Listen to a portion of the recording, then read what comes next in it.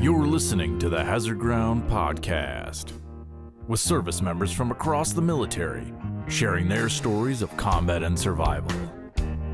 And now, here's your host, Mark Zinno.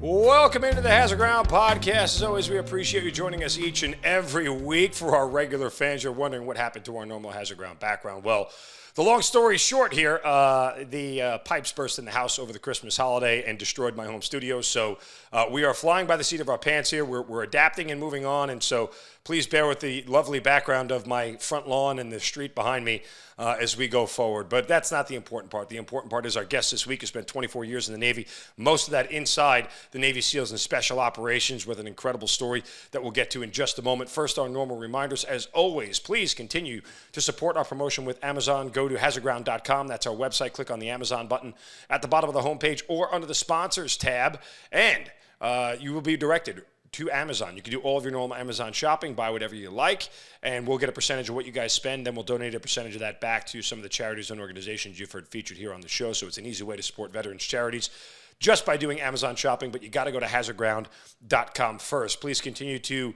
subscribe to our YouTube channel. Give a thumbs up and a like to all the content there as well. Follow us on all the social media sites, Facebook, Twitter, and Instagram, at Hazard Ground Podcast, and continue to leave 5-star Apple reviews. Please tell us why you love the show. It doesn't have to be a lengthy review. Just leave us a quick couple of words about why you love the show, and we certainly appreciate that 5-star review. All right, on to this week's guest. As I mentioned, 24 years in the United States Navy, where he started out as an enlisted man, then went on to the Naval Academy in Annapolis and went directly into the Navy SEALs, spent the next 18 years of his career inside of Naval Special Operations, 7 combat deployments: Iraq, Afghanistan, Somalia, additional work in Panama, Jordan, Bahrain, and UAE. After the Navy, he became the Deputy Executive Director of the veteran nonprofit Veterans Path.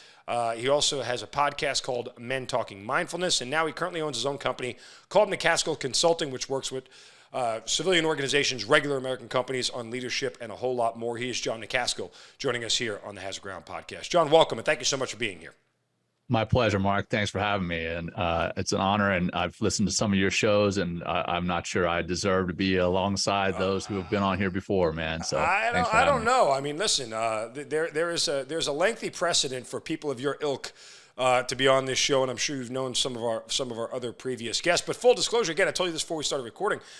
I was not aware of your career. A guest, or a listener rather, had suggested, say, hey, Mark, I think you should really check out Jon Macaskill. He'd be a wonderful addition for your show, and certainly a lot of the stuff that you've talked about, whether throughout your career and in your podcast, certainly has come up, and I'm excited to hear about your story, and we always start at the beginning, Jon, so how and why did you enlist in the Navy? Oh, man. All right. So, yeah, the beginning, it goes way back to my beginning. So I was born in Cape Town, South Africa, and my parents at the time, that they were just doing what parents do, raising kids. I've got 3 older sisters and a younger brother.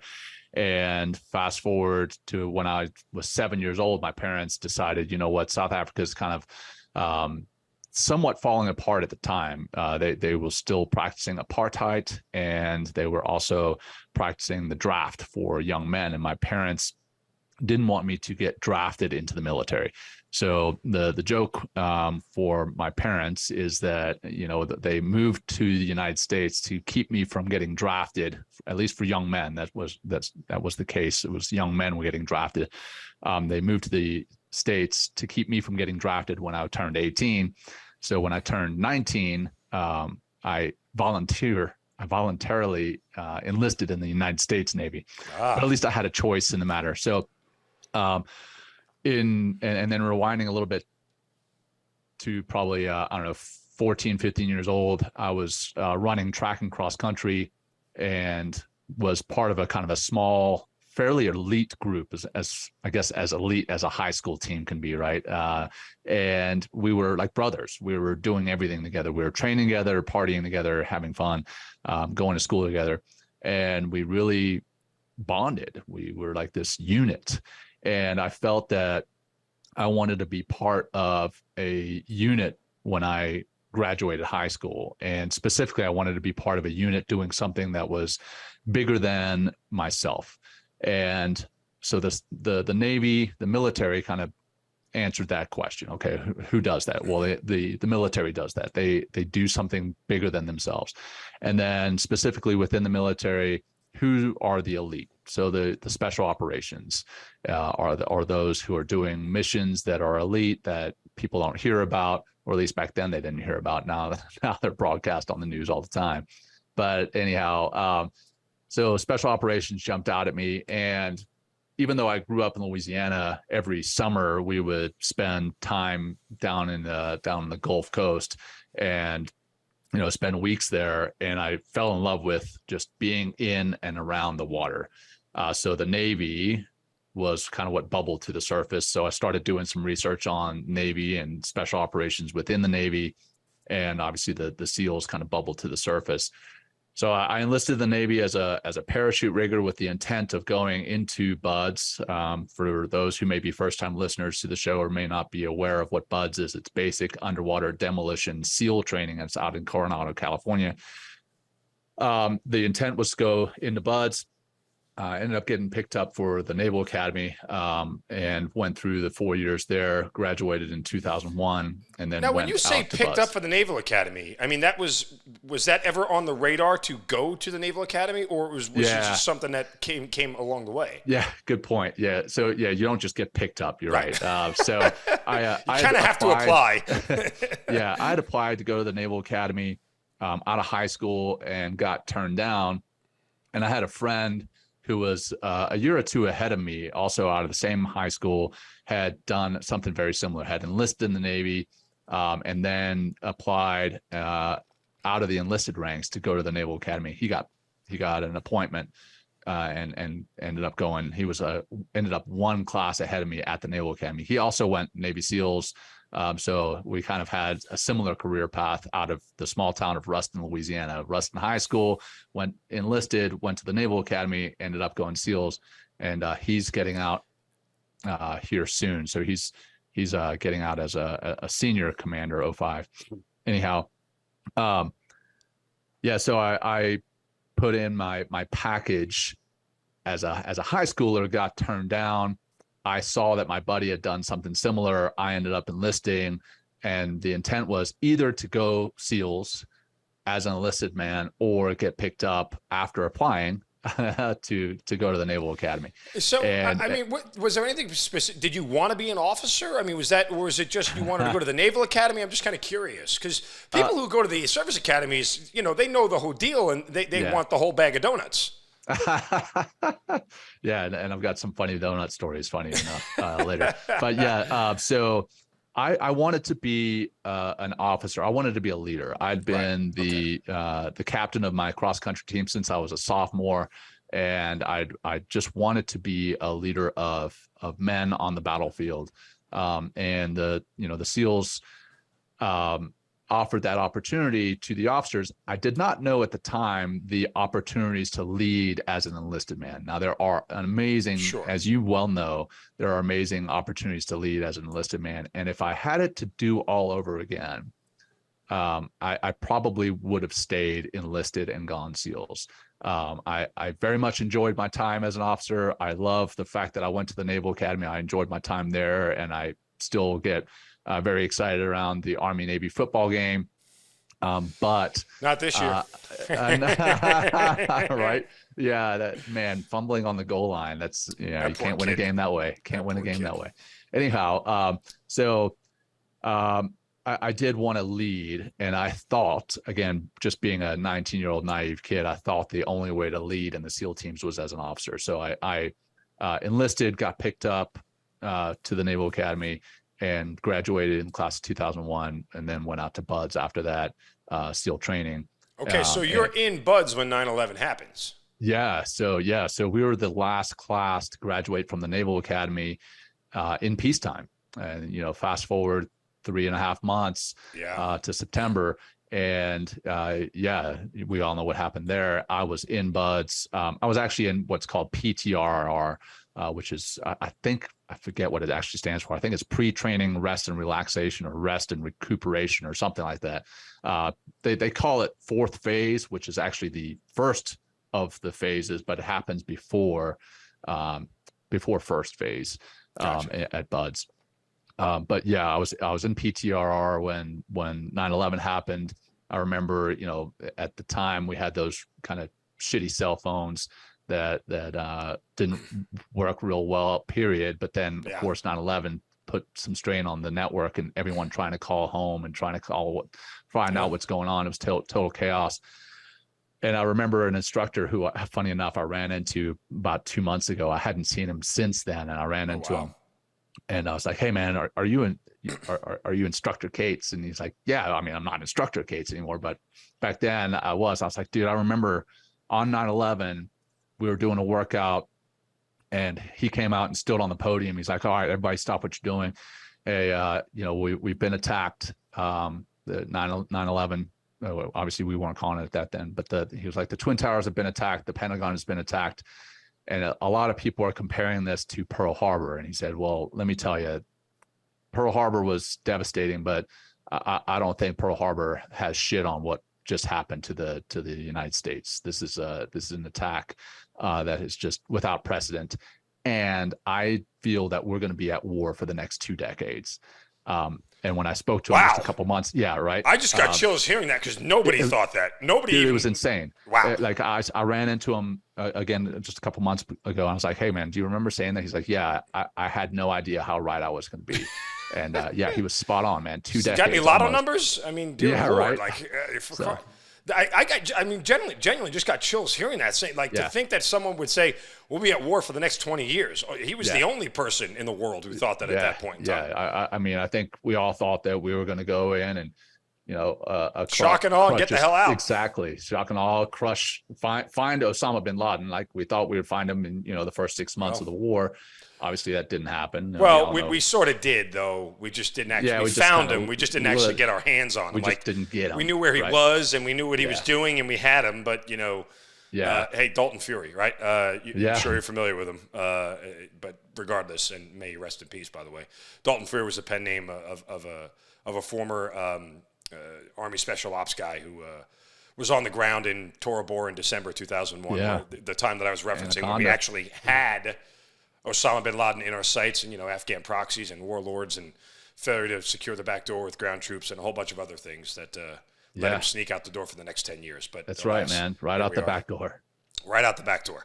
Yeah. So, but let me ask you. So you're in PTRR at this time. So you haven't actually started Buds. Did any of that change your sort of mindset at all? Like, you went from this guy who wanted to be part of a team.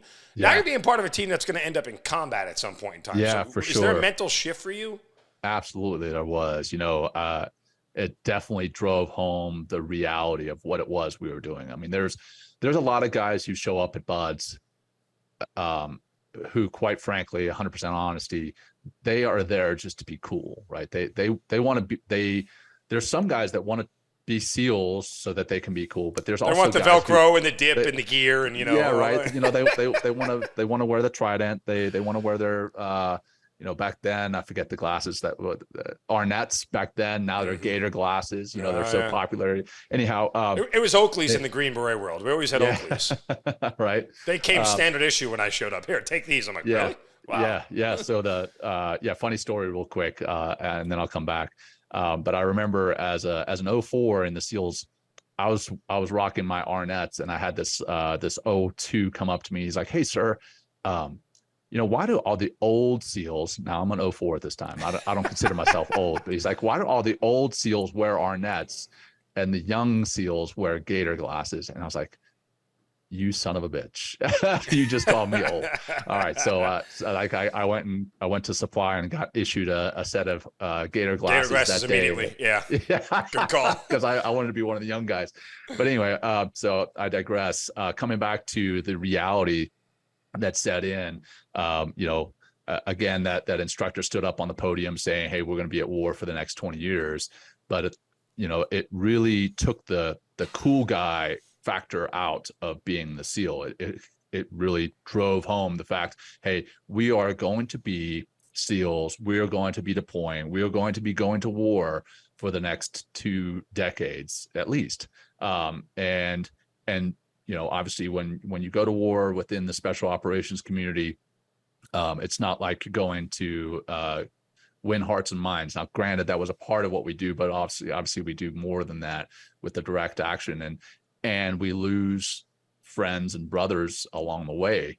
And before you hit record on this show, we were talking about post-traumatic stress and mental health, and that's the world that I work in now. Even within my leadership company that I run, I do a lot of mental health and wellness, and that is something that has just now come to the forefront of the military is mental health and mental wellness. And I think a lot of it had to do with that 2 decades plus that we were at war, and the toll that it took emotionally, physically, mentally, spiritually on those who were on the front lines. And again, I mean, we can Monday morning quarterback this all we want, but the sad part is that we didn't learn a damn thing from Vietnam from that standpoint. And we should have, right? We went through 10, 15 years of, conflict to war, to whatever you want to call it, and never address it with the Vietnam veterans, and to their detriment and our detriment as a military. We ended up in this spot, and I speak from personal experience with my own PTSD and everything else. This is a long, long journey for a lot of us, and it doesn't end. You manage PTSD, you live with it. It doesn't go away. Right. Like any other disease, if you will, alcoholism, drug addiction. These are things that you have to live with every single day, and demons or just things that you have to fight and overcome every single day. And some days you have good days, and some days you have bad days. But the fact that we're in a place right now where we're starting to normalize these conversations for members of the military means at least we're making some sort of progress, right? And I think that's paramount. Unfortunately, again, I finished my last deployment in 2011. I was there for the closeout of Iraq, and even then, that was never a thing. It wasn't a thing to discuss it, and we had been in war for 10 years and 8 years in Baghdad and Iraq and everything else, and we've only finally now started to turn the corner. Better late than never, but alas, the point simply is that we're at least we're having the conversation. When you're running and gunning, it feels like there's no time to take a knee and process what it is you've seen, what it is you've done, what it is you haven't done. Sometimes there's regret about things that you didn't do on the battlefield, and that, maybe we'll get into that in the conversation. But when you do finally take a knee, it might be 10, 15 years later, and then you've got a lot more to unpack. Exactly. Right. You've got a lot more to unpack. And just like if you're at your house and you've been living there for 10 or 15 years and now you're moving and you get into the attic or the basement, and you've got all these boxes that you've put in there for years and you haven't processed and unpacked. Now it's time to be like, what's in this box? And you realize how much stuff is in the box. Right? Yes. Yeah. There's a lot more ton shit of stuff in that box than you thought it was in. A lot more stuff in that box, and a lot more boxes than you were aware of. Right. And now you got to, because like any good military person, we compartmentalize. We put boxes inside the boxes. 100%, 100%, man. It's Russian dolls all over again. Right. So all right.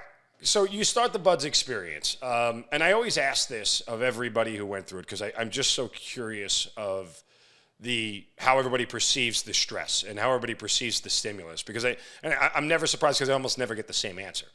But from Hell Week on, and obviously Hell Week being the major stressor of what goes on, was Buds more of a physical challenge for you or a mental challenge for you? Definitely mental, 100%.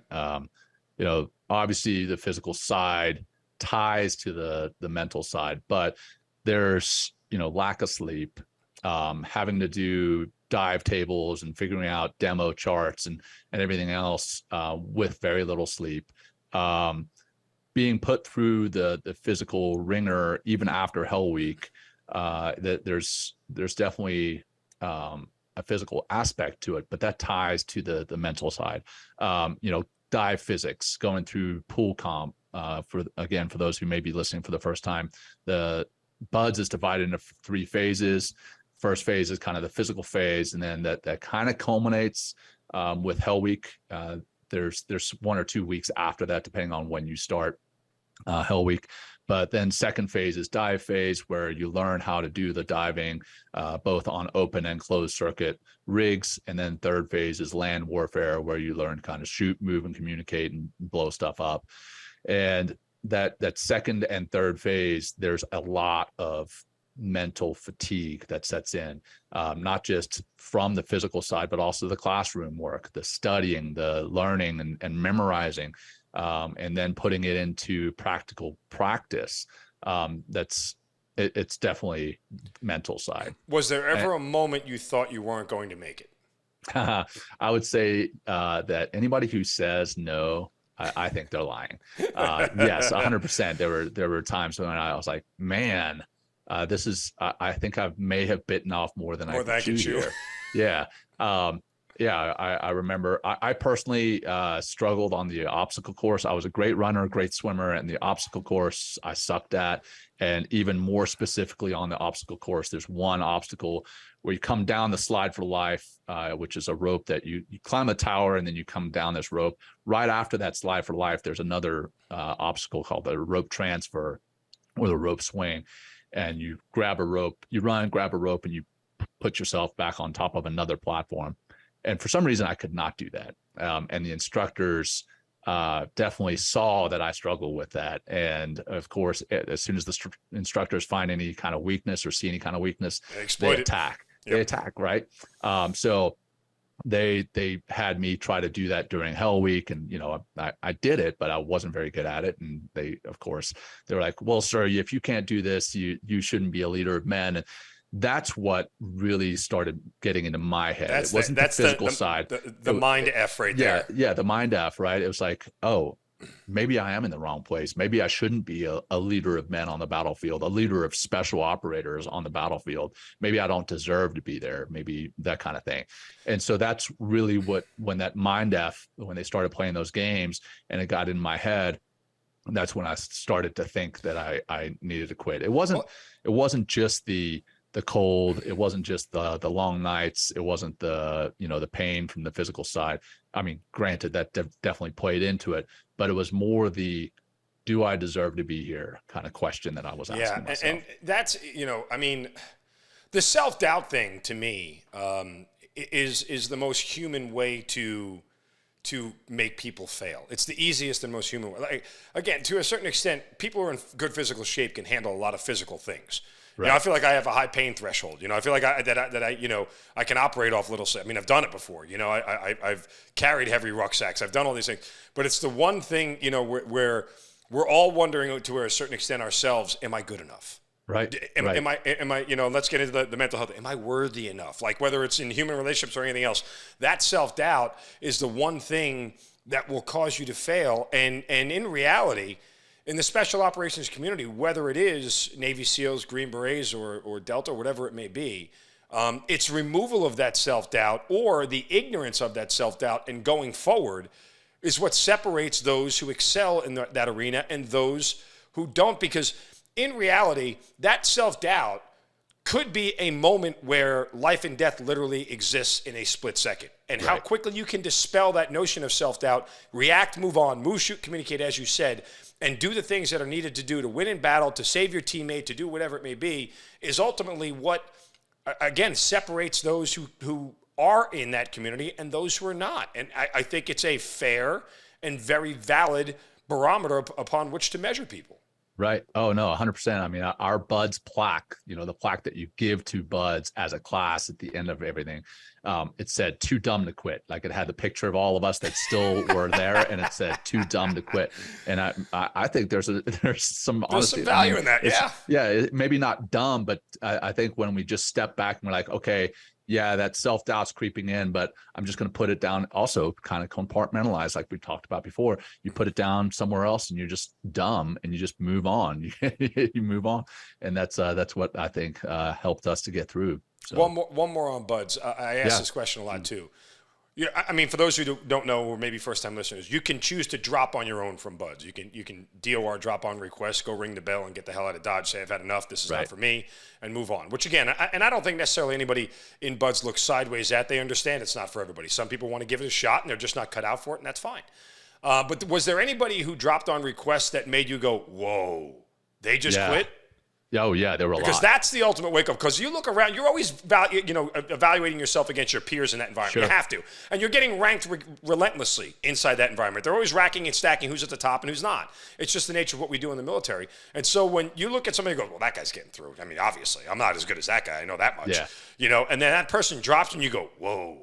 Now, some people look at that as the wake-up call and go, well, if he can't make it, how am I going to do it? But other people go, well, guess what? You know what?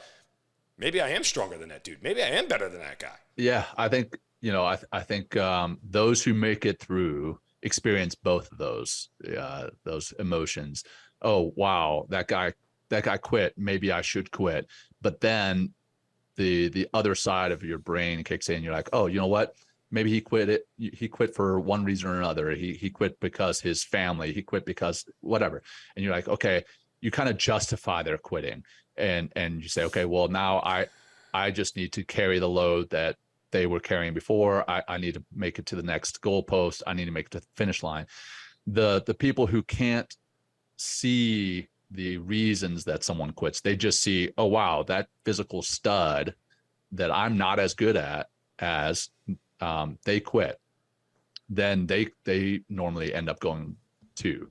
Like if a physical stud, and quite honestly, a lot of the time, the officers who show up are in incredible shape. And the only reason I say that is because to get to buds as an officer, there's more wickets to go through. So to show up at buds as an officer, you're normally in a little bit better shape than the average enlisted guy. Now, that's obviously not across the board, but just average. Now, the reason I say that is a lot of the time when an officer quits, 4 or 5 enlisted guys will quit with them. Really? They'll look up at that officer and say exactly what you were saying before. Wow, that physical stud, that leader of men quit. There's no way I'm going to make it. And that's why when an officer quits, there's no coming back. As an enlisted guy, at least back when I went through, I don't know if this is still the case. As an enlisted guy, if you quit, you can come back. As an officer, you don't come back ever. And again, I understand that. Yeah. I'm always fascinated by the experience of buds and how people deal with it.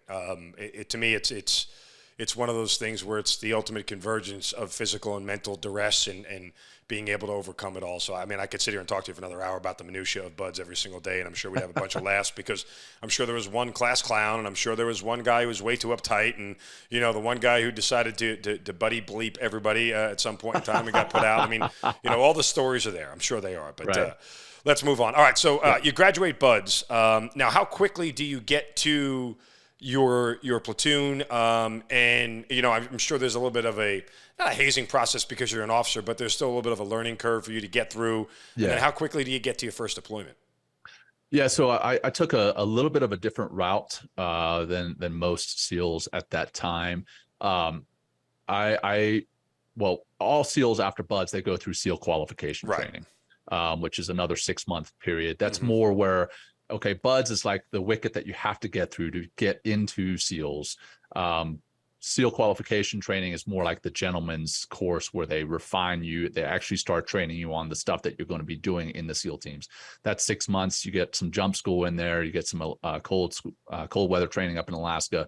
So all SEALs do that. But then after that, I went through SEAL delivery vehicle training. So the SDV, which is back then, it's still used to this day, but it's there's other things that are out there as well.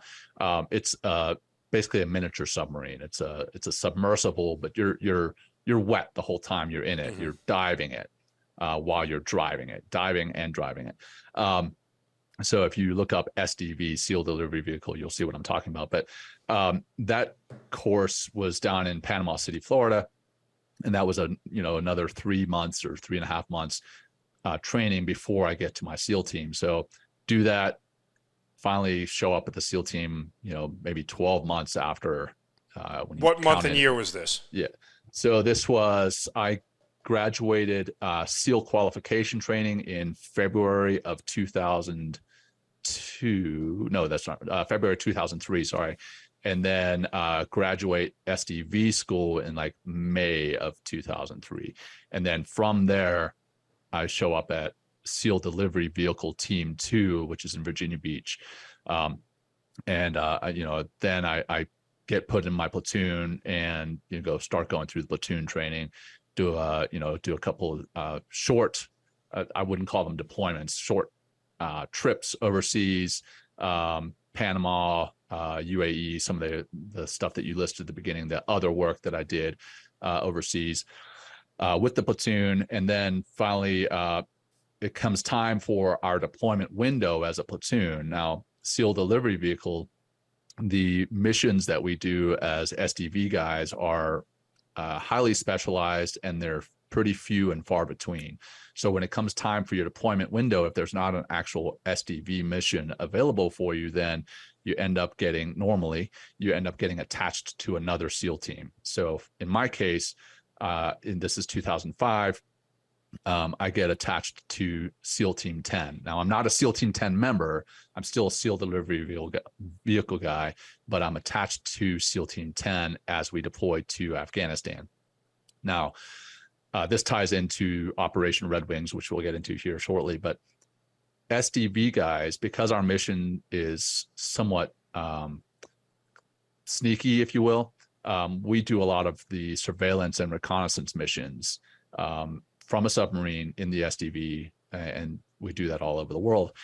Well, when you deploy with a regular, quote unquote, regular SEAL team, and please don't take that as a offense to those who are listening. I'm just meaning a traditional SEAL team. Only your SEAL brethren would find offense in that. Yeah. Oh, and they would. There was a time when there was a lot of shit talking between the SDV teams and the SEAL teams. Yeah. They would call us SDJV, hey, we're JV SEALs, and vice versa. Yeah. But anyhow, that has come a long way since 2005. So anyway, I attached to SEAL Team 10 along with 3 or 4 other guys from SDV Team 2, and we were the surveillance and reconnaissance specialists with SEAL Team 10. And then there were guys from SDV Team 1, which is in Hawaii, also attached to SEAL Team 10. And that was Michael Murphy and Marcus Luttrell, Matt Axelson, those guys who were from SDV Team 1. So we, the SDV Team 1 and SDV Team 2 guys, are the surveillance and reconnaissance experts, if you will, attached to SEAL Team 10 in Bagram, Afghanistan in 2005. So we, both elements, are going out and doing surveillance and reconnaissance missions. And myself and Michael Murphy were both young lieutenants at the time, lieutenant in the Navy, 03.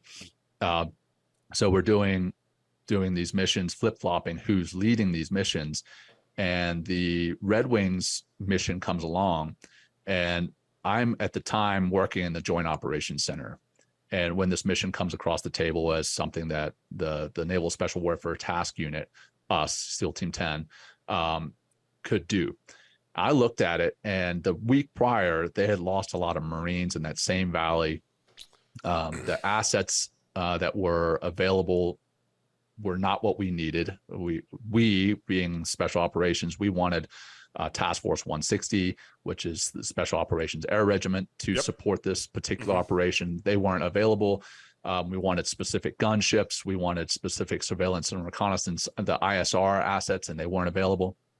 And I raised it to the leadership and said, hey, look, the timing for this mission isn't right. There's too much risk, not enough reward. And they were like, hey, you know what? We're doing this mission, regardless if you want to take it or not. We're doing it. And so this is where my story, my involvement with Red Wings comes in. Can I pause you there real quick? Yeah. Just because I feel this is worthwhile, because I've had this conversation over different battles. I mean, you can go back to, the outpost and the battle in 2009 in Afghanistan, and why am I drawing a blank on the name of it? But regardless, we've interviewed several people from that in the movie The Outpost. But the decisions that are made at higher levels, and where they are made and how they are made, and you get those. Look, I understand we all follow orders, That doesn't mean the benefit of hindsight, we should do things differently. We're always compelled to evaluate how we make decisions and why we make them in the military and what the cost of those decisions is. Now, with some time, obviously, to be away from that, do you feel in the big picture the decision that was made was the right one, and was it justified in doing so?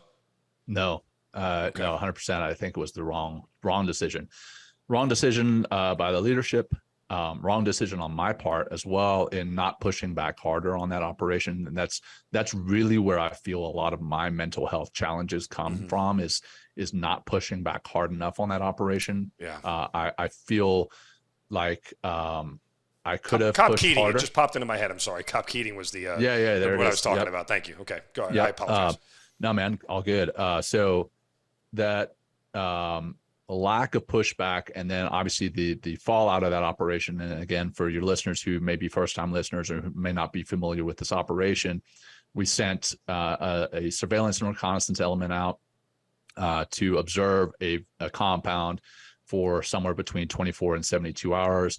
They were compromised by goat herders. There was a big ethical dilemma about what to do on the side of the mountain with these goat herders. Should we kill them? Well, they're non-combatants. You can't really do that. Should we tie them up? Well, tying them up is basically killing them because they probably starve or die on the mountainside.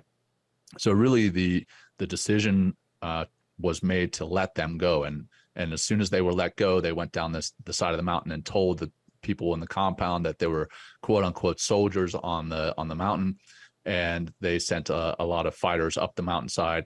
Massive firefight ensues. 3 of the 4 surveillance and reconnaissance SEALs were killed. So Michael Murphy, Matt Axelson, and Danny Dietz were killed on the side of the mountain. And then Marcus Luttrell is the famous lone survivor from that particular side of the operation. Just before Murph was killed, he exposed himself to enemy fire so that he could make communications back to higher headquarters. And, he gets on the phone, tells them that he's got men dying, that he needs a quick reaction force, and then is shot in the back while he's on that phone, and dies. And the quick reaction force gets spun up. They send some CH-47s out with 16 more SEALs aboard. Now, they do not have gunship support. They fly out there as 2 CH-47s. The traditional thing was fly the CH-47s with gunship support, with ISR, and it's daytime. So normally we use conventional forces for daytime insertion. The conventional forces at this time are not available, so we actually ended up using the Special Operations Air Regiment helicopters. They do not fly during the daytime typically. They did for this operation. They level out, the first CH-47 levels out to send in the fast rope team, and they ended up getting shot down. So 8 Army Night Stalkers aboard that first CH-47 and 8 SEALs aboard that first CH-47. So 16 total on that first helicopter die. Second helicopter flies off because there's too much risk, and we lost the 3 guys on the ground. So total loss of life for that day is 19 special operators between the SEALs and the Army Night Stalkers. So coming back to, was the operation, should it have been done? I don't believe so. Was it done correctly? I don't believe so. It was a goat rope from the get-go, from the planning to the insertion. I mean, the insertion, when they inserted these this surveillance and reconnaissance mission, guys, they were supposed to bring the fast rope back into the helicopter. They cut a fast rope away and let it, fly down to the ground in enemy territory. Now you've got 4 guys on the ground, surveillance and reconnaissance team, that are supposed to cache this heavy fast rope. And if they don't, then there's basically announcing to the world that there's a signal. It's a signal. So because by the way, Afghan goat herders don't have heavy ropes just laying around. It's exactly, not right. It's not in their toolkit. Right.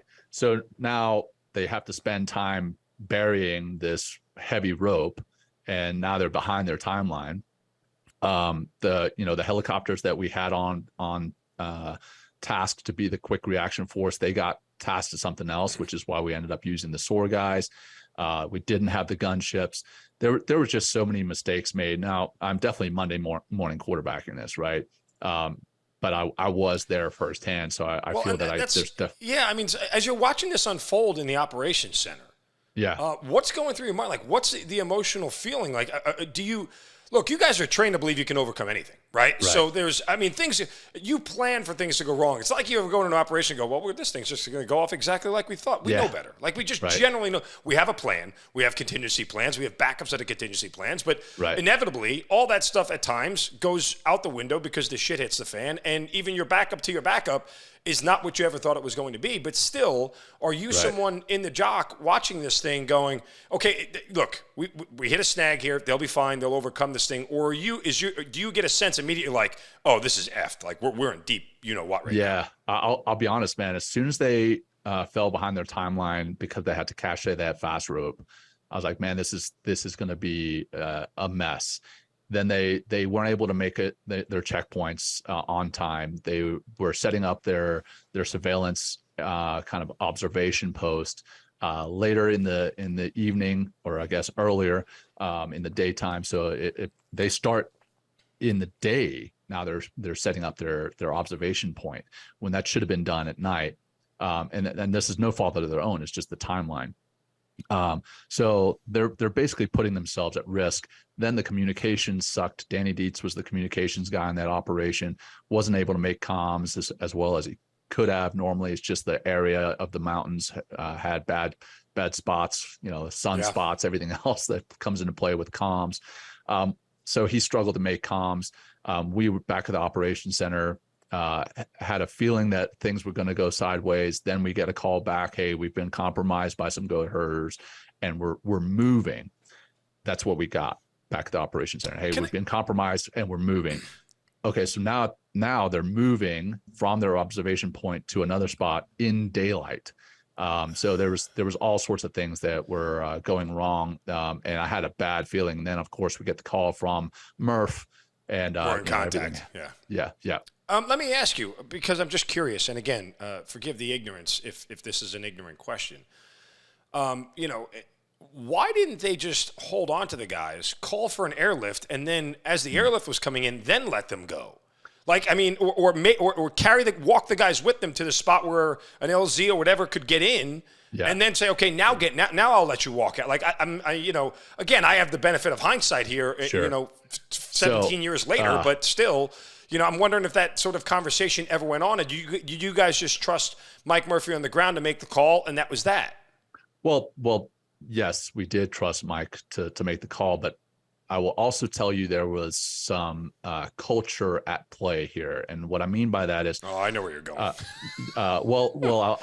I'm not sure you do. We'll see. Okay, I hope so. Okay. Yeah, prior to SEAL Team 10 being on the ground there, SEAL Team 8 was on. So April 2005, SEAL Team 10 comes and replaces in place SEAL Team 8. Well, with SEAL Team 8 were some other SEAL delivery vehicle guys, the reconnaissance guys, and a very similar situation had happened to them. They were out in the field doing a surveillance and reconnaissance mission. They got compromised, and they called for extract. They called for extract immediately. Mm-hmm. They held on to the people who had compromised them, did exactly what you said. Okay. And then when they got back to the compound, and I've never shared this story before on a podcast, but and I'll probably get beat up a little bit by my teammates. But when they got back to the compound, they were mocked. They were called, all sorts of names, weak, scared, cowards, and other names for not staying out there after they had been compromised. So now they had kind of set this precedent that if you called for compromise on a surveillance and reconnaissance mission, then you were going to be looked at as a coward, as weak. I think that played into some of the decision-making on the ground that day. I don't know for sure, but I have a feeling I grumble because, look, there's a difference between fortitude and being in the fight and everything else. Yeah. And machismo and ego. Oh, right? 100%. Machismo and ego will lead you to make bad decisions and stupid decisions because, Your you know, pride. and look, and again, this isn't just about this particular scenario. I've seen that in regular garrison throughout my military career because I'm the dude in charge. We're just going to do this my way instead of, Yeah. you know, looking at things objectively and looking around you at the situation and trying to figure out what's best for everybody. That's super frustrating. I'm not going to make any judgments about what is or what isn't, other than based off of what you told me. And again, it's only one perspective, and it's your perspective, and I respect it. And I won't, you know, if somebody was to voice something differently, I would obviously listen with the same openness I'm listening to you with. But, you know, again, knowing what I know of the military after 23 plus years of still wearing a uniform, that sort of stuff I have zero tolerance for. Like, I just generally, as a leader, I don't. That plays nothing into. It's never played into my decisions. It's never played into anything that I've ever, you know, made, whether it's been in combat or in any other leadership role. It's never been about because, you know, oh, this is how this is going to look to people or this is what people are going to think. No, I do what's right and what is the best decision for everybody involved. And that is incumbent upon all leaders. And the idea that anybody would downgrade one of their teammates, well, I understand it, and especially in that community. Again, I'm not part of it, but, you know, I certainly understand the mentality of it because I've worked with Green Berets and I've deployed with them, so I understand that sort of idea on the periphery. But man, that's got to be frustrating. Yeah, it is, especially, you know, looking back, again, hindsight being 2020. I think that may have played into the psyche of the decision and how it went down. If that previous operation hadn't gone down the way it had, would Red Wings have changed? The outcome of Red Wings would that have changed? I don't know. I mean, you don't. Obviously, There's no way to know. sure, right. You can't say for sure. And again, a lot of conjecture on my part. It's a conjecture. The only people who know, unfortunately, are not with us anymore. Right? Like they're not part. You know, maybe Marcus Luttrell might be able to shed some light on it, but regardless, you know, nobody should call into question. And I'll ask this question. I'll say this, then I'll ask the question. Nobody should call into question Mike Murphy's leadership or his skills as an officer or his ability to be in command, because there's nothing to indicate from anything I've read about him. And oh, by the way, good Long Island boy. All good things come from Long Island. Remember that. As myself, a Long Island guy. But, you know, nothing I've ever read about Mike would ever lead me to believe he was anything other than a stellar officer and a stellar leader and an outstanding SEAL. But what was your relationship with Mike? I know you said you kind of had worked side by side with him. What was your relationship with him prior to Red Wings happening? Mike and I were friends. We had only met when he arrived in Afghanistan. We arrived about 3 weeks before they did. And, you know, we bonded very quickly. He had a small element that he was leading. I had a small element that I was leading. We were both surveillance and reconnaissance experts, and then we were SEALs. So we bonded pretty quickly. And he was. Please don't misunderstand my previous statements. He was a fantastic leader, and did what he needed to do when he needed to do it, how he needed to do it. I think the situation just unfolded poorly for him, and obviously the rest involved. But no, Mike and I were friends. Mike, you know, he carried some, talking about unpacking mental health boxes. He had just within maybe 6 months prior to that, he had shot a friend of mine in training. So Michael Murphy had shot a fellow buddy of mine, a Naval Academy classmate and Bud's classmate of mine. And there was a little bit of question there, but you know, it happens in training. So once I met Murph and I talked with him and I talked through it all, you know, I kind of understood how it happened, and it is what it is. But we ended up bonding and becoming good friends, and then obviously lost him along the way. And I flew home with Murph's body and Danny Dietz's body. Oh wow! I flew back from Afghanistan with them. And funny enough, not funny, but ironically enough, I flew back with Matt Leathers, who ended up dying, you know, maybe 10 years later in a kind of a freak free diving accident. But anyhow, he and I, Matt Leathers and I, flew back from Afghanistan. We were still in our operational gear, which for the SEALs, there is the cami gear, but there's also the PSD gear, like collared shirt, pants, and a pistol.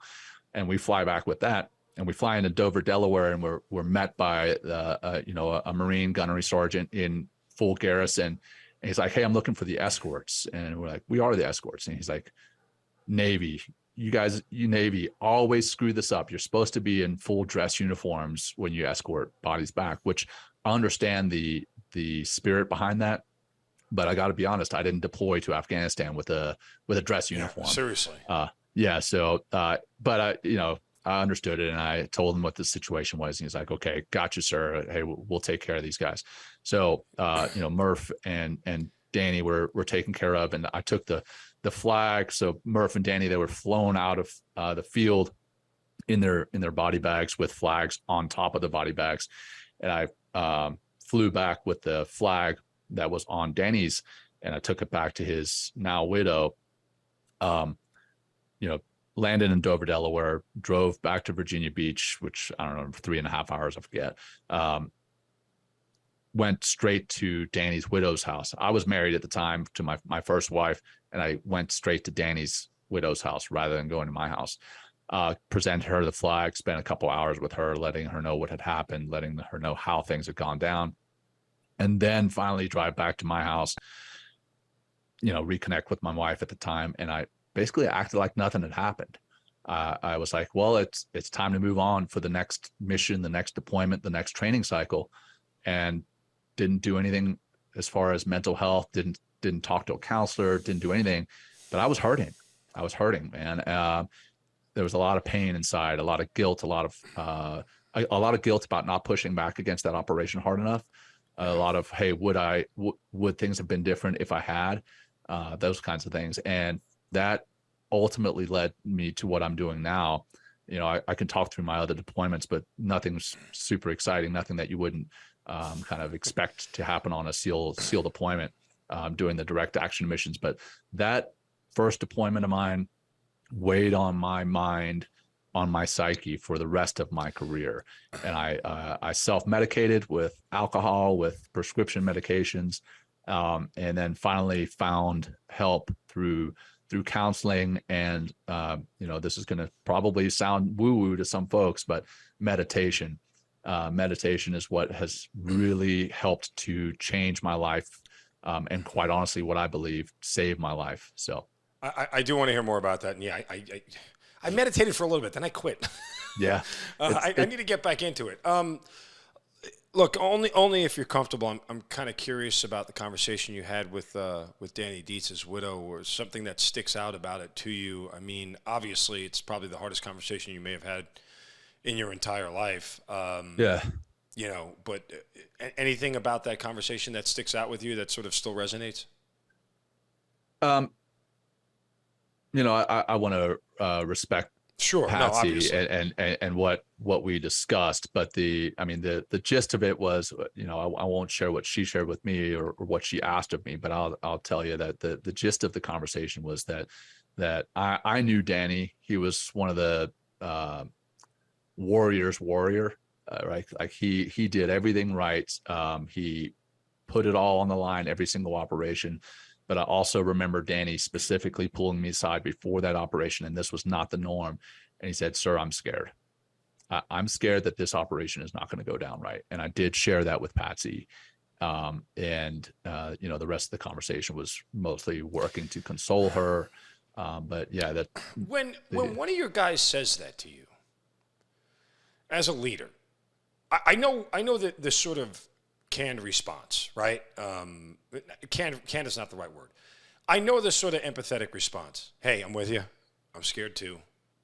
We have our job. We have our duty. This is, whether we like it or not, this is what we signed up for. Let's go out there, chew gum, kick ass, and do it to the best of our ability, and we're going to be okay.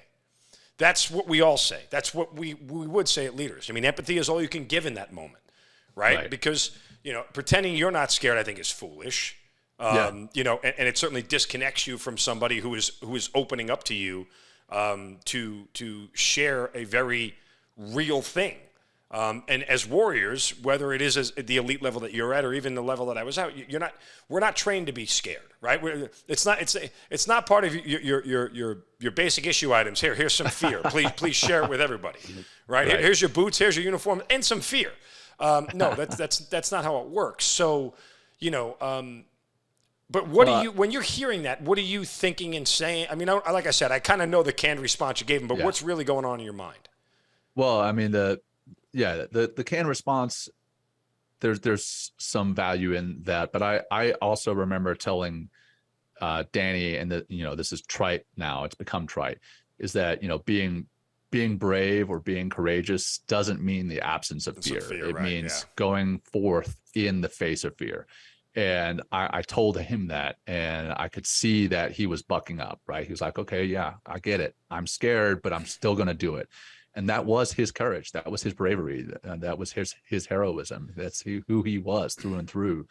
But in the back of my mind, for him to come to me before that operation, say that after the operations that we had done in the past, some of the operations that he had been in the past, that scared me. It scared me knowing that he was scared, and not just knowing that he was scared, but knowing that he would admit it to me with his past, with his background. So, that just added to my anxiety for him and for the operation. And, again, knowing that I knew in the deepest part of my soul that operation was going to go sideways.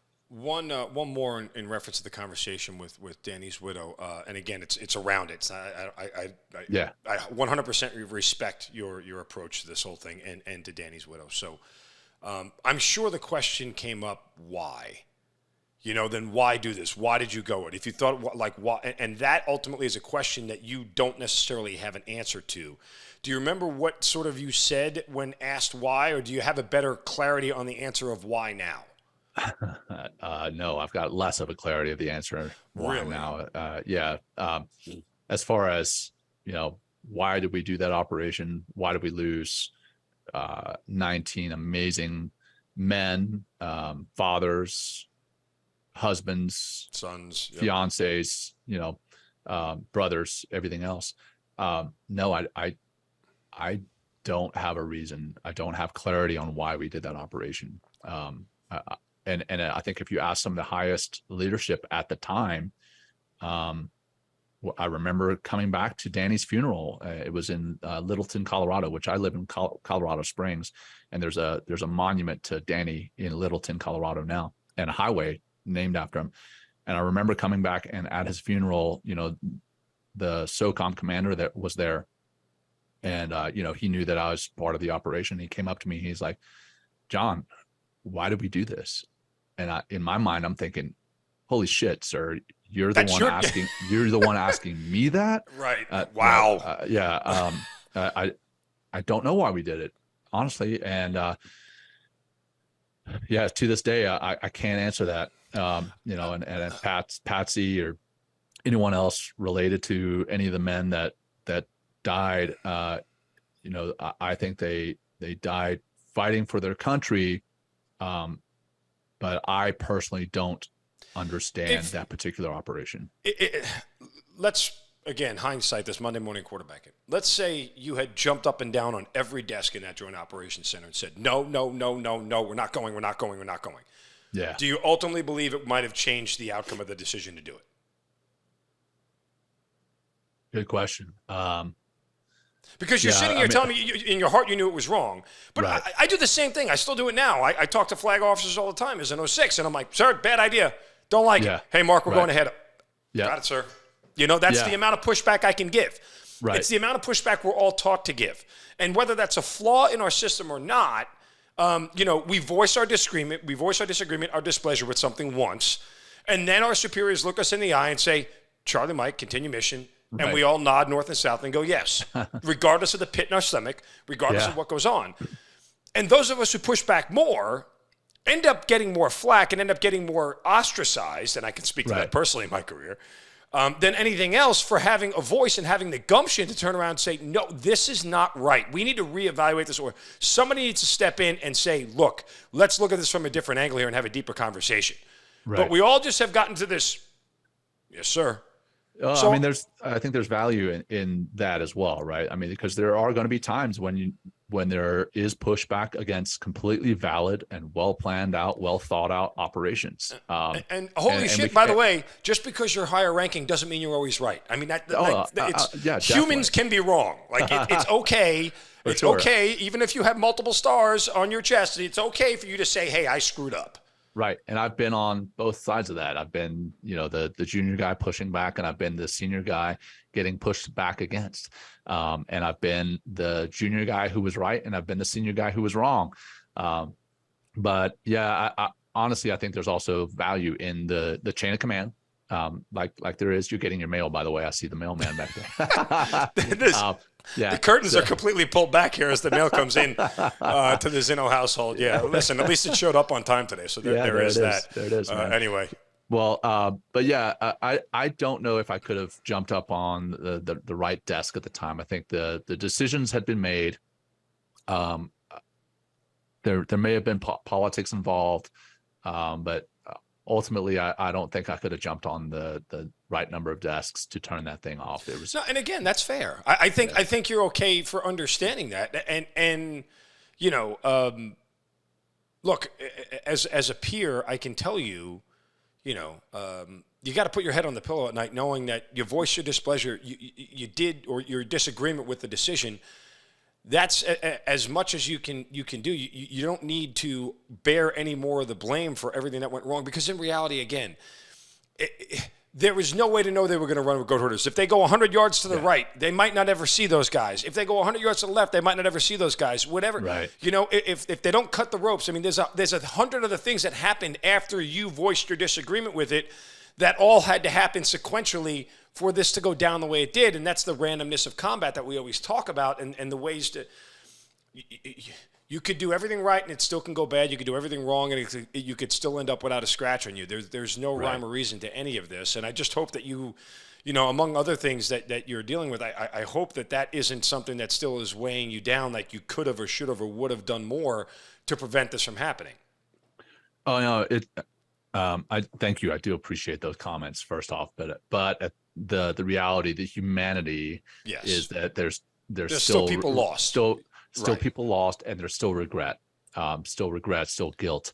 But that comes back to, how I've managed to deal with it. And that's through my own mental health journey, which again, I think people seeking out mental health support is becoming more and more accepted, which is, coming back to leadership. One of the things that, as I started to go through my own mental health journey, mental health support journey, I had this big calendar behind me as a, 05, and I would circle psych visit, or rather I'd write it in big and I'd circle it in red. And I would have guys coming up to me like, hey, sir, is everything all right? I'm like, yeah, why? And they're like, well, I see, a psych visit up on your calendar behind you. And I'm like, yeah, well, that's so that I can maintain being all right. It's not necessarily that I had something wrong, though there were definitely times I felt that I needed help because something was wrong. But there was also times that I was just going to maintain my own mental health.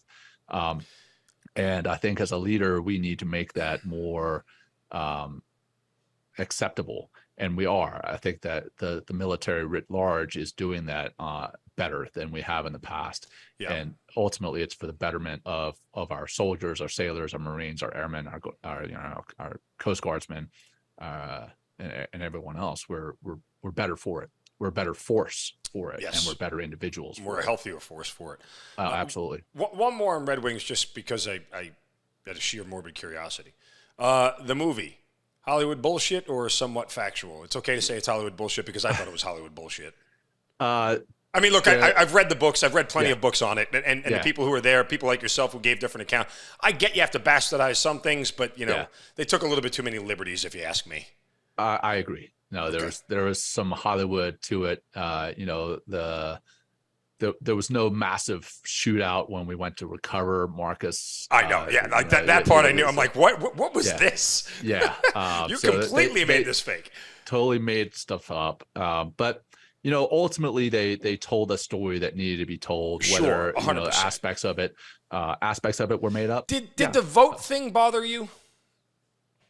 It did. There's been a lot of consternation. And for those that don't know what I'm talking about, the scene in the movie when they get exposed by the goat herders, there's a debate between, Mark Wahlberg's character and Taylor Kitsch, who played Michael Murphy, and Mark Wahlberg obviously was Marcus Luttrell, but, all four of them on the mountaintop debating about what to do with these goat herders, and allegedly it was put to a vote, that Mike Murphy put it to a vote from everybody. But actually the scene ends with Murphy saying, hey, there is no vote, this is my call, and I'm making the call kind of deal. But at least the idea that they even put that out there was to me a little bit, this isn't kind of how we do business.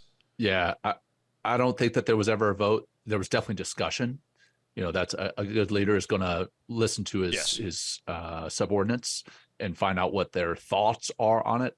But ultimately, like you said, and I'm glad the scene ended the way it did. Sure. At least as far as him saying, hey, it's my decision. But yeah, you don't put things to a vote, especially not that type of critical thing to a vote on the side of a mountain. So. Yeah, you just got to chuckle. Hey, who should we fire back? Raise a hand. Say yes. Yeah. Thanks. I'm glad we have that sort of time in combat to figure these things out. Anyway, all right. Again, it's one of the more notable battles throughout the entire war in Afghanistan, mostly because of the ending of it and what had happened and the heroism of Mike Murphy and Matthew Axelson and Danny Dietz, and obviously Marcus Luttrell surviving and all that. And the players on the periphery, the guys like you and everybody else who was involved in that thing in some size, way, shape, or form, all still feel the weight of it. And you should. It's never going to go away. There aren't words I'm going to say that all of a sudden you're going to wake up and go, oh, now I feel better.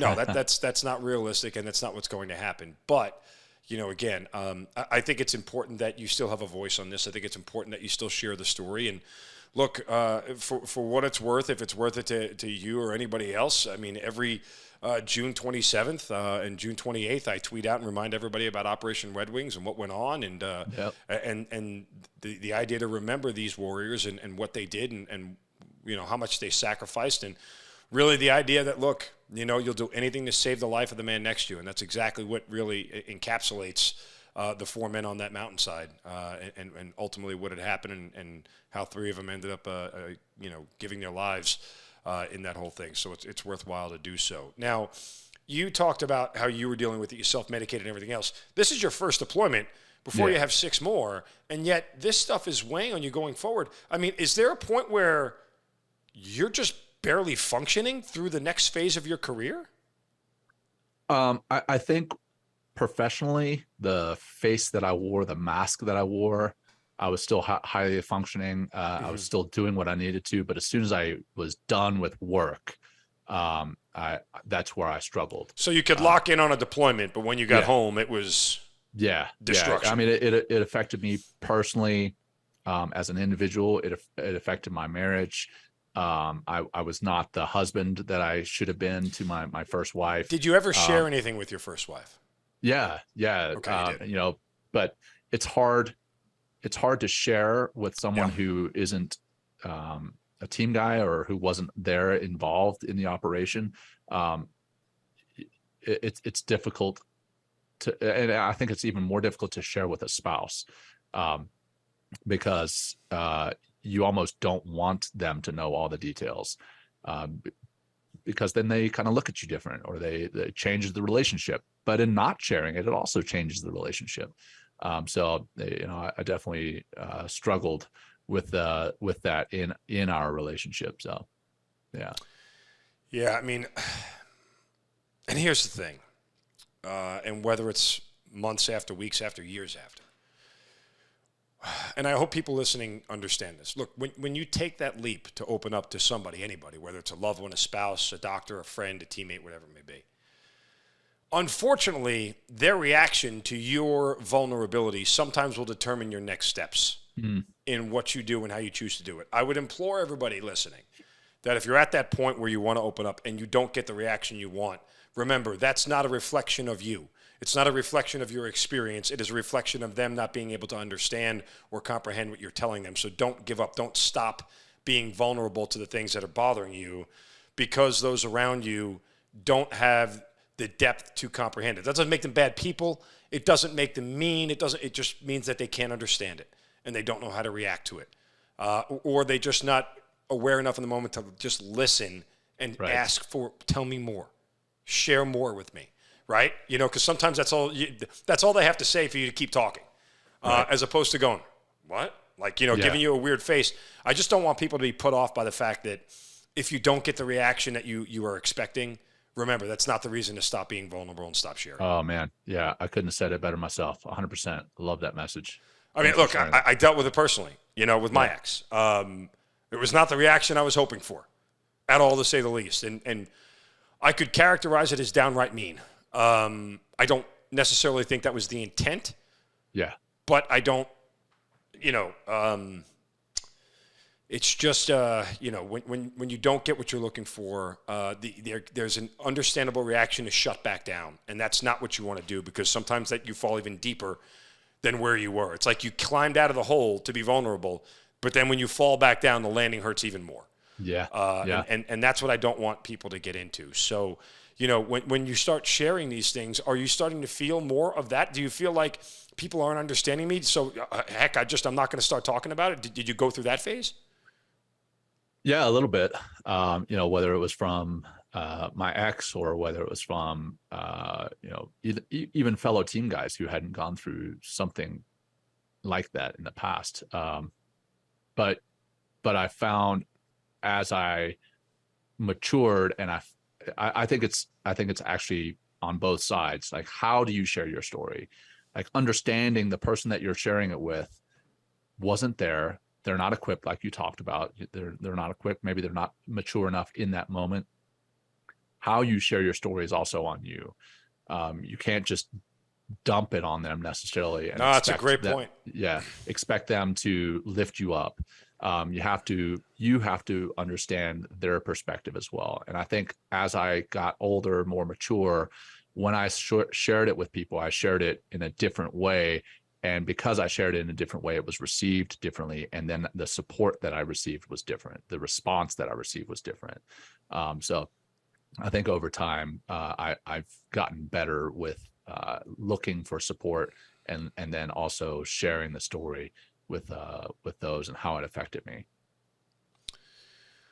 But yet you're still continuing to go on deployments around the world. I mean, what's it like to flip that switch on? Because, I mean, you're going back into combat. I mean, you said none of your other deployments were of note. That doesn't mean that there wasn't a door kicked down, there wasn't an explosion, there wasn't a bullet fired or anything else. I mean, you're a SEAL, for crying out loud. This is kind of what you guys do. It's kind of the nature of the job that you have, is to bring bad guys to justice. So, you know, is there a sense that anything that happens on further deployments is compounding and putting more weight on what you're already dealing with?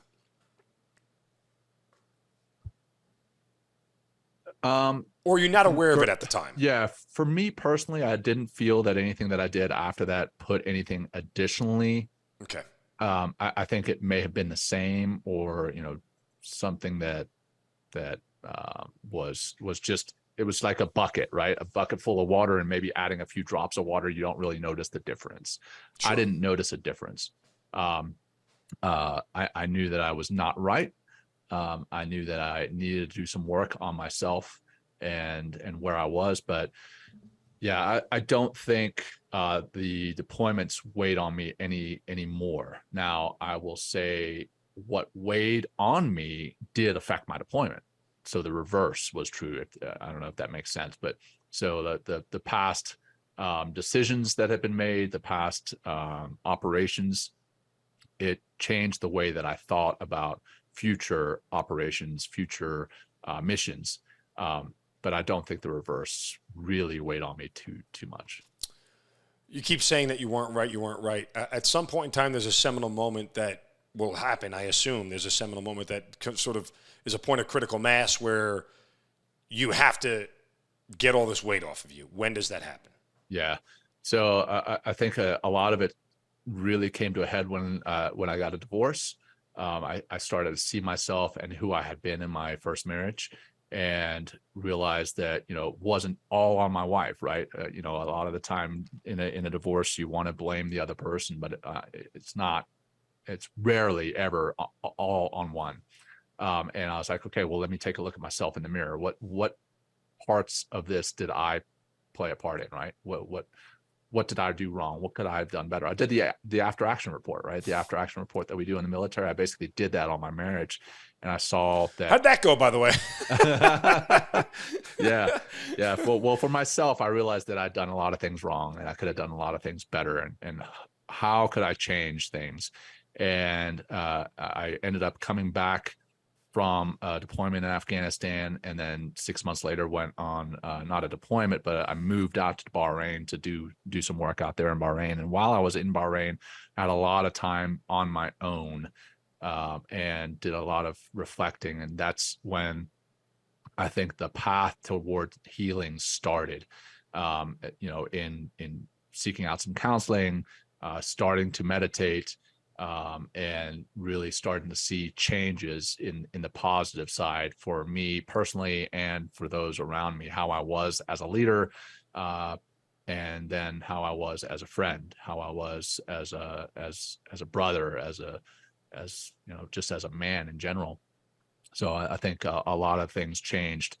I think the catalyst for it was going through the divorce. Not that I recommend everyone going through a divorce but it was a catalyst. So when you realize this is where you are, you're still at the convergence of being a leader, a commander in the Navy and everything else, and running a SEAL team. How are you keeping all this together at this point in time? Again, I think as a military member, as a leader, maybe as a special operator, you just put the mission first. You have your list of priorities, and you keep your shit together when you're in front of the boys or when you're with the boys, and then when you go home and at night and you're on your own, you that's when the struggles, that's when the demons come out. The demons come out at work, but you kind of wear that mask. In all honesty, I think you wear a mask of perfection, or at least perceived perfection, and you just march on. You carry on smartly, right? As we all say, and I think that's what I had to do for myself and for my men. So, at what point in time do you know that your military career is coming to an end? Yeah, well, long story short, I ended up getting in a little bit of trouble in the military. Happens to the best of us. Yeah. So my former brother-in-law, so my sister's husband, battered her, and I found out about it. And I called him on the phone. You did what you should do. I did what most brothers would do. And yes. I called him on the phone, and he didn't answer. And so I sent him a barrage of text messages, probably not the smartest decision on my point, or on my part. Because it's a record. Yeah, exactly. And so he took those text messages and he sent those to the local police, and then it made its way to NCIS. And I was supposed to command an element, and I lost my command qualification because of that. NCIS said that, hey, they wouldn't have been too concerned, but I was a trained killer. I'm like, okay, you guys have watched too many movies, but anyhow. So if you were just a regular Navy officer, you weren't a trained killer, but since you're a SEAL. Yeah, SEAL. Well, so it's kind of ridiculous, but I lost my command qualification, and then I just got so jaded with the fact that the Navy sided on my brother-in-law's part for what he had done something egregious, and I had sent us a couple of text messages. I assume when you started the story, you went and kicked the shit out of him. Oh man, that's where I thought it was going. So he lived. You didn't even get the chance, huh? I mean, he lived in Boise, Idaho, and I was living in Virginia Beach. So at the time, I didn't live anywhere close, but I did threaten, hey, if you lay another hand on her, I will show up at your doorstep. And I said, some other colorful things in those text messages. But again, not my proudest moment, but if you mess with my family, you're Sure. going to hear from me. No, 100%. So he heard from me, and then I ended up getting jaded with the military, and so this was kind of the pinnacle of, okay, I'm going to get out. And funny enough, my wife was in the Navy at the time. She and I both met at SEAL Team 10, and she had deployed with me to Afghanistan. And she was not my wife at the time, but she ended up becoming my wife. But she and I were both so jaded with the way that the Navy handled that we both got out. I love the Navy. I won't speak ill about the Navy as a whole, but I think some leadership made some mistakes along the way in that decision, and we ended up getting out. But it was for the best. Ultimately, I think I'm having more impact as a leader outside of the Navy than I was inside. So now I'm doing what I do now. If you spent any considerable amount of time in the military, regardless of branch, and you don't echo the same sentiment that you just did, that we have some leadership problems, and there are a certain amount of things that have gone on that make your eyes roll in the back of your head, and you sort of look sideways at it, then you just haven't been paying attention. I mean, that's right. That's fair. It's also normal for any organization that you spend 20 years in, whether you're in the civilian world or whatever. You're going to look at some decisions that are made at the highest levels and go, what the hell are they thinking? Right. I don't think that makes you a bad leader. It doesn't make you a bad officer. It doesn't make you a bad person. It just makes you human. Right. There is this notion that we all just lockstep follow orders, and we do to a certain extent, but that doesn't mean that we're not allowed to be individuals with free thought and disagree with what goes on. There's a big difference between disagreeing and disobeying. Yeah. Right? Yeah. Like that's ultimately the difference. I disagree with a lot of decisions my superiors make. I don't necessarily disobey them. Right? Right.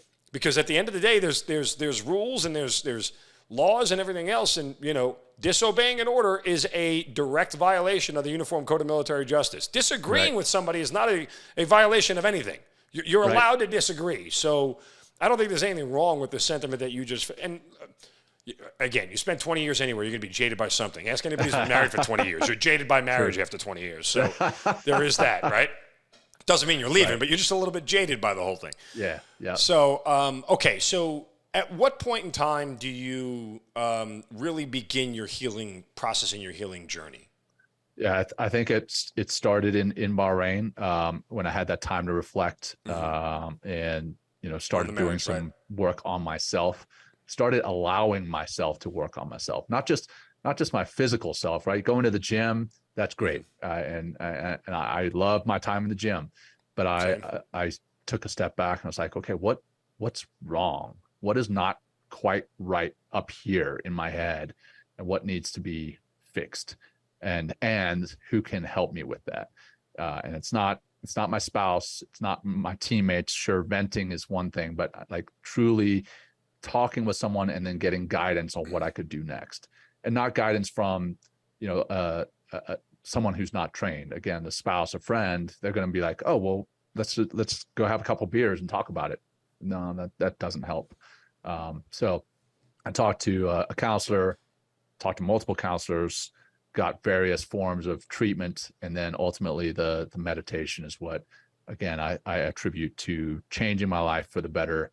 And quite honestly, saving my life. So, how did you come across meditation? Like, who presented it to you? Yeah. All of a sudden, it just, you're like, oh, okay, I'm gonna sit here for 10 minutes and breathe. That sounds like a great idea. I do that every morning when I take a dump. Like, I sit there for 10 minutes and breathe. Like, whatever. What's the appeal? One of the counselors recommended it to me, and in all honesty, I laughed at him at first because I kind of had the same feeling. I was like, meditation's for weirdos. It's not going to do anything for me. And then he, yeah, exactly. And then he sold it to me as a performance enhancing thing, something that would improve my performance personally and professionally and physically and mentally. And, as a special operator, we're always looking for an edge, some type of performance enhancement. And that's why I started it. And the side effects, quote unquote, if you will, was that it helped me to deal with that baggage that I was carrying around. And it kind of allowed me to dump those rucksacks, or at least open up the rucksack, take some of the stuff out and dump it, and then keep marching forward. So, yeah. As you've done the meditation thing, what stands out to you as, I know you talked about performance enhancing, but kind of take me through what it does for you, or what it did for you, kind of what You know, because for people who may be trying to understand it or maybe go down that road, like, you know, take me through the meditation and what you're feeling, what you're thinking. Yeah. I mean, I started very simply just focusing on my breath just to bring me into the present moment, Right. which is helpful because a lot of the time we're living in the past, kind of ruminating and having a lot of guilt over the past, or we have a lot of anxiety about the future. What the initial meditation is just brought me into the present moment, allowed me to be present in my skin with the people that I was with in that moment. Now, fast forward, what physiologically happens is you actually change the way that your brain is wired. Over time, you start to live in the present more often, and you start to see things different. You start to respond rather than react, and you start to live a happier, healthier, more fulfilling life. And that is what allowed me to, again, change my life for the better and save my life, because I was constantly living in the past and thinking about how that past it was so screwed up. Now my future was going to be screwed up. I had this play in my head. So I think that was the big change. I do have to tell you, Mark, I do have to bounce here pretty quick, man. Okay. Sorry, man. No, let's put a bow on this thing then. Yeah. So let's take a moment here to talk about Macaskill Consulting and what you did with it, and you know how it's you know helping you not only you know in your journey but also helping other people. Yeah, brother. So Macaskill Consulting, I use that term consulting very loosely. Consulting, I do leadership and management and culture consulting, as most consulting organizations do. But I also come in and I talk to people about their mental health. And I talk to them about meditation and living mindfully. And then I have some courses that I run people through, either as myself or with some teammates that I've collaborated with, to help them change the way that they live their lives as individuals. And as they change as individuals, their organizations change for the better. So that's a little bit about what Macaskill Consulting does. I do some keynote speaking on these same topics, and how mindfulness and meditation can help you to be a better leader, a better team, a better culture, a better organization. So that's a little bit about what we do. And then in addition to Macaskill Consulting, I do, as you mentioned at the beginning, run my own podcast called Men Talking Mindfulness, which covers a lot of same or at least similar themes to what we've covered today, in that, you know, leadership and vulnerability and strength and courage, and how they're all tied together, and how if you are missing certain aspects of that, you're missing out on being the best leader that you can be.